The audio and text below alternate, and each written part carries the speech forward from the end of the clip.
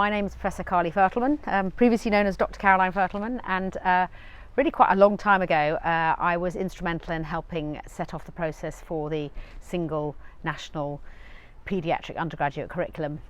To prepare for this video, I have looked at some of my emails that date back till 2010. It wasn't my idea originally, it was Will Carroll, one of my colleagues who was then at Nottingham. Now he's moved across.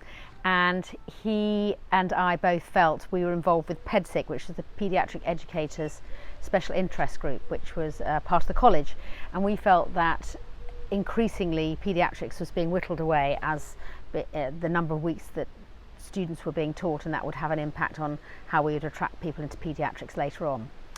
So we decided that we should do something about it, and we had some meetings. I always like numbers, so I remember the first one we chose was 11-11.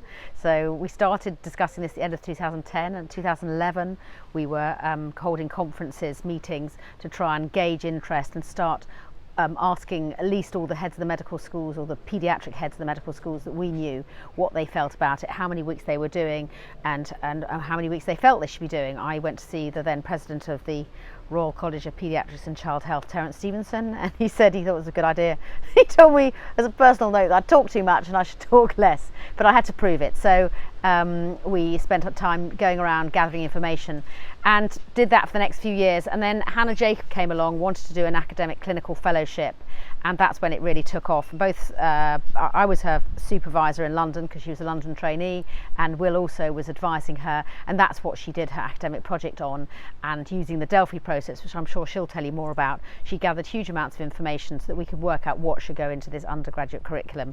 And I felt an auspicious date was important for the launch. We launched it at the college, and Nina Modi helped launch it. We had a whole day where we would discuss it and talk with various people involved in the project. And I made a massive scarf on my knitting machine, and I made it so that you could cut it in half, and half went to Will and half went to Hannah, and they were green and purple. It was even before my purple obsession. So that was 2015, so that's been quite a while.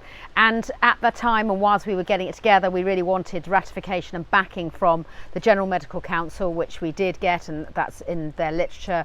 The Royal College of Paediatrics and Child Health, it's taken a bit of time. It's now 2023, and we had the launch in 2015 and we started off in 2010, and also the Medical Schools Council Assessment Alliance, and I managed to do that as well. And I got in through them and did loads of question writing for the college, for the Medical Schools Council, to increase the number of bank of paediatric questions. And I did that again with lots of other educators, including Will and Hannah in the future. So it's been a brilliant journey, and very exciting to be part of this launch remotely.